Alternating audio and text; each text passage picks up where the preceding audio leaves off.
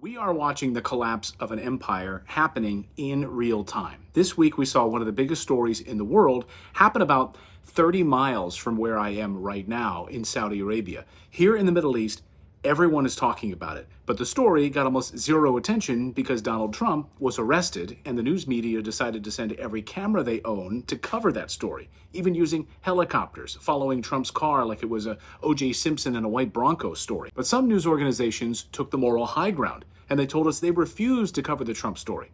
So Rachel Maddow is above it all. But did she cover the biggest story in the world? Nope. Instead, she spent actual minutes telling us why MSNBC is a great news organization. Is making remarks tonight from his home in Florida. It is just getting started. So far, he's just giving his normal list of grievances. We don't consider that necessarily newsworthy, and there's a cost to us as a news organization of knowingly broadcasting untrue things. So instead of covering real news, they spend time telling us how great they are. That's time well spent. Meanwhile, you'll be able to tell your kids where you were when the United States of America did exactly what the Roman Empire did and utterly collapsed. Because all of the signs were there, staring us right in the freaking face, but the news media were on lunch break or out smoking a cigarette. This week, we got our clearest sign yet that America is in serious economic trouble. And I'm going to show you what happened in Saudi Arabia and China that is sending shockwaves through Washington and the Middle East right now. The Biden administration is, of course, hiding it from you. They don't want to talk about it. But I'll show you this in a minute. But first, I'm not being hyperbolic when I say that the United States is mirroring almost exactly what led to the fall of the Roman Empire. Just dive into the research. Because during the late Roman Empire, the government found itself in almost the exact same situation as the United States today. The Romans facing massive military spending to satiate their continued expansion. They went into massive debt. They started borrowing all kinds of money in order to pay for this military expansion. It all created a downward debt spiral that consumed the Roman Empire, and they couldn't get out of it. Today, the U.S. government is also facing skyrocketing levels of debt, with the national debt currently sitting at $33 trillion. This level of indebtedness is unsustainable. How are they going to get out of this? The United States now has over 750 military bases around the world. It's one of the most infuriating things in the world to me. It's spending billions to overthrow other governments around the world. Here was Senator John McCain in Ukraine in 2013 admitting they're in the process of regime change. Senator, you have just addressed the crowd of protesters there yourself in Kiev. What is it you're trying to do here? Hopefully what we're trying to do is bring about a peaceful transition here. Oh, they got their proxy government all right. So the U.S. has massive military expansion by installing our own proxy governments and military bases around the world, but don't call it an empire. But it's the same thing as the Romans, just with a different name. Another factor that contributed to the decline of the Roman Empire was the debasement of the currency.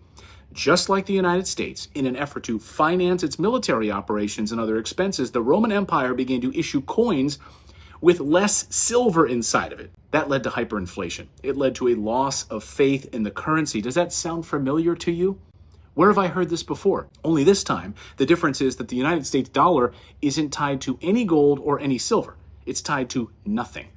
The US dollar is backed up by debt and US military power. And most importantly, using the US dollar to pay for oil transactions. So this week, Saudi Arabia surprised Joe Biden and the rest of the West by suddenly announcing a massive oil production cut, which will reduce OPEC Plus's production by another 1.5 million barrels per day until the end of the year. Oil prices then shot up above $80 a barrel, up 6%. But it's not just about the oil production. It's about what happened next. The Biden administration threatened Saudi Arabia with severe consequences. Like what? Pulling our military protection? Like what else are we going to threaten them with? His response? Actually a jaw dropper. The Crown Prince said he's done pleasing the United States, and he doesn't care what President Biden thinks of him. Done pleasing the United States. The only reason that I can think of that you say something like this publicly in an interview in a newspaper is because you're already dating somebody else.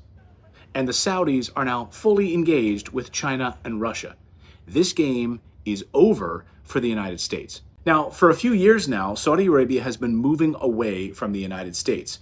then candidate Biden said they need to be treated like they're a pariah, like the pariah they are. Remember this? And I would make it very clear, we were not going to, in fact, sell more weapons to them. We were going to, in fact, make them pay the price and make them, in fact, the pariah that they are. But then suddenly we needed cheap oil, and Biden flew over to the kingdom to kiss the ring of the crown prince. It was embarrassing. And then this moment happened. Reporters at that meeting yelled out, "Hey, Mr. President, is Saudi Arabia still a pariah?" Just watch the crown prince laugh about it during that question. President Biden, is Saudi Arabia still a pariah? President Biden. Thank you. Thank you. Now, we've relied on them for their oil reserves, and they relied on us for our military protection. It's been a mutually beneficial relationship, but that's all changing now. They're starting to look beyond the United States for allies and are forging closer ties with countries like China and Russia. So what does this mean for the United States? Well, for starters, it means we're going to lose a boatload of money. Saudi Arabia is one of the world's largest oil producers, and we've been buying their oil for years. They start selling to China and Russia instead, and now we're going to have to pay more for our oil.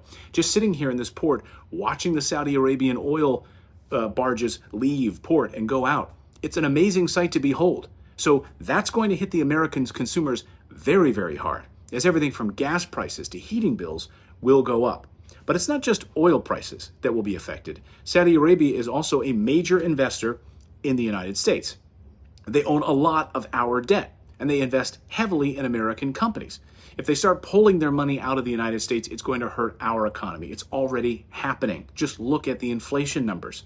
Saudi Arabia is not only distancing itself from the United States, but also selling off its holdings of U.S. Treasury bonds, which is a devastating blow to the U.S. economy. It's worth noting that Saudi Arabia has been the largest foreign holder of U.S. Treasury bonds for many years. So this is a significant shift in the global economy. Now, some might say, so what's the big deal? It's just one country selling off some bonds. What's the big deal here, Clayton?